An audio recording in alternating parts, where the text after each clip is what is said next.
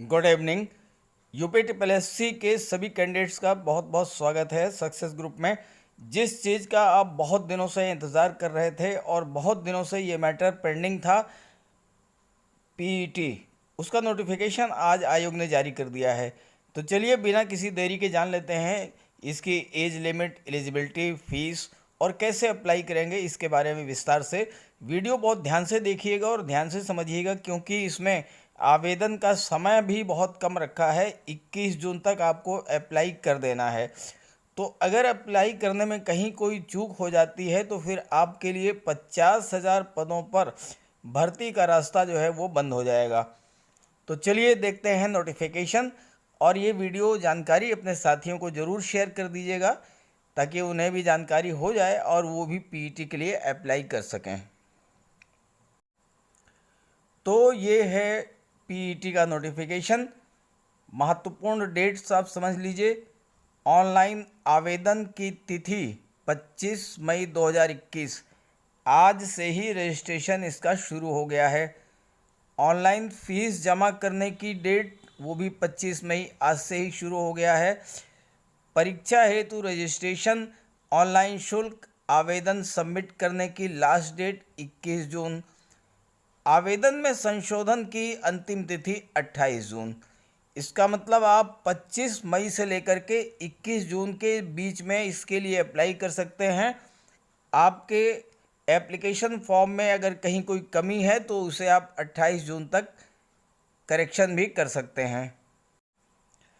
अब आप यहाँ एक बात समझ लें, आपके मन में कन्फ्यूज़न होगा कि क्या वन टाइम रजिस्ट्रेशन ओटीआर इसके लिए ज़रूरी है। तो आवेदन जो है आप आयोग की वेबसाइट पर करेंगे, upSSC.gov.in पर। कोई ऑफलाइन आवेदन स्वीकार्य नहीं होगा, सारे आवेदन ऑनलाइन होंगे। और सबसे बड़ी बात यह है कि इस बार केवल 21 के लिए एक बारगी पंजीकरण की बाध्यता समाप्त कर दी गई है। वन टाइम रजिस्ट्रेशन की कोई आवश्यकता नहीं है। आपने ओटीआर कराया हो या ना कराया हो, आप इसके लिए अप्लाई कर सकेंगे।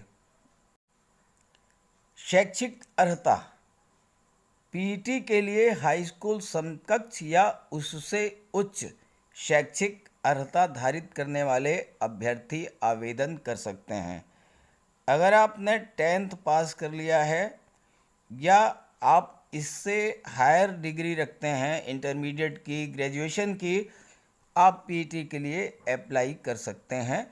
और पीईटी के स्कोर के आधार पर, पीईटी में जिसने अप्लाई किया है उसको ही पीईटी के स्कोर के आधार पर शॉर्टलिस्ट किए गए अभ्यर्थियों हेतु मेन परीक्षा, स्किल टेस्ट, फिजिकल टेस्ट, ये सब कराए जाएंगे।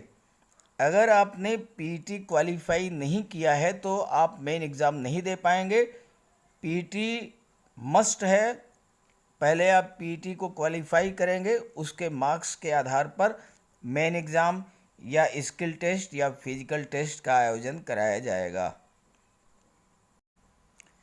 एज लिमिट, अधिकतम आयु सीमा उत्तर प्रदेश सेवा में भर्ती होने के लिए 40 वर्ष होगी। ऐसे अभ्यर्थी जिन्होंने 1 जुलाई 2021 को 18 वर्ष पूरा कर लिया हो, ये 1 जुलाई 2021 कट ऑफ डेट दे दिया है। 1 जुलाई 2021 को 18 वर्ष पूरा हो, 40 वर्ष से कम अधिक ना हो, यानी 18 से 40 वर्ष के बीच के जो कैंडिडेट्स हैं वो इसके लिए अप्लाई कर सकते हैं। ये तो जनरल कैटेगरी के लिए है। इसके बाद जो आरक्षित वर्ग हैं उनको अधिकतम आयु सीमा में नियमानुसार छूट दी जाएगी। जैसे SC/ST के लिए 5 इयर्स, OBC के लिए 3 इयर्स, है ना, प्लेयर्स के लिए 5 इयर्स, भूतपूर्व सैनिकों के लिए 3 वर्ष, ये सब अलग अलग कैटेगरीज के लिए एज लिमिट में रिलैक्सेशन भी मिलेगा। अब आप आवेदन पत्र कैसे भरेंगे, ये 5 भाग में विभाजित किया गया है। पहले नंबर पर आपको रजिस्ट्रेशन कराना पड़ेगा। इसके बाद फ़ोटो और सिग्नेचर ये अपलोड करना होगा। इसके बाद फॉर्म में जो बाकी विवरण है वो भरना होगा। इसके बाद फीस का भुगतान और एप्लीकेशन फॉर्म सबमिशन होगा और उसके बाद फॉर्म का प्रिंट आउट लेना। ध्यान दीजिए कि जब आपकी फ़ीस UPSSC को ट्रांसफ़र हो जाएगी तभी आप प्रिंट आउट ले पाएंगे, उसके पहले आप प्रिंट आउट नहीं ले पाएंगे। और ये सारे प्रोसेस आप एक ही बार में पूरे कर सकते हैं। केवल प्रिंट आउट के लिए वेट करना होगा जब तक कि आपकी फ़ीस UPSSC के अकाउंट में ट्रांसफ़र नहीं होगी, तब तक प्रिंट आउट नहीं निकलेगा। एप्लीकेशन फ़ीस के बारे में आप समझ लीजिए।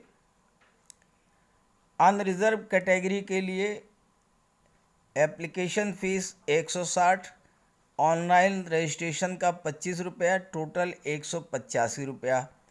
OBC का 160 और 25 185, SC कैटेगरी का 70 रुपया और 25 95, ST के लिए भी 95 और विकलांगजन का शुल्क 0 है, केवल रजिस्ट्रेशन शुल्क जो है वो 25 रुपये लगेगा। ये है फीस स्ट्रक्चर।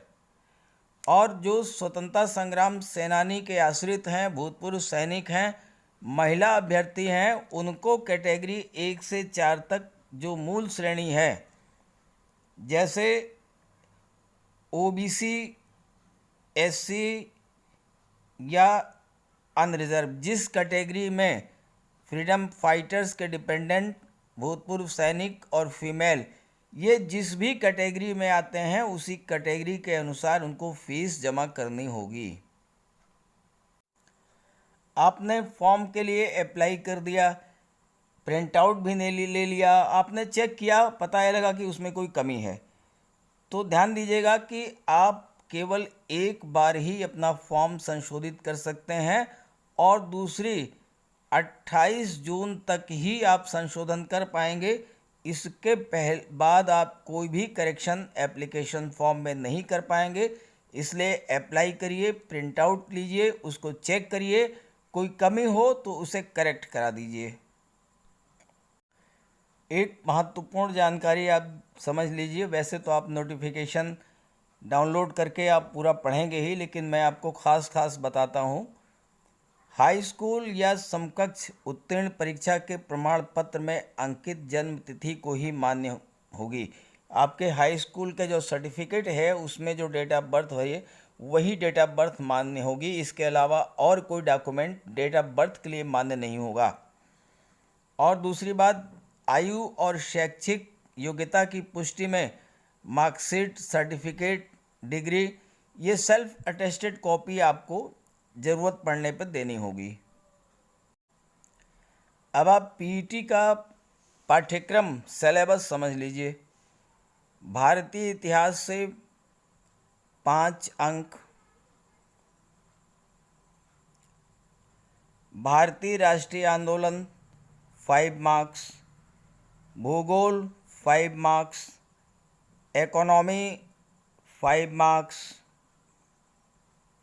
संविधान और लोक प्रशासन 5 marks, science 5 marks, elementary mathematics 5 marks, सामान्य हिंदी 5, रीजनिंग के 5 मार्क्स, इंग्लिश सामान्य अंग्रेजी 5 मार्क्स,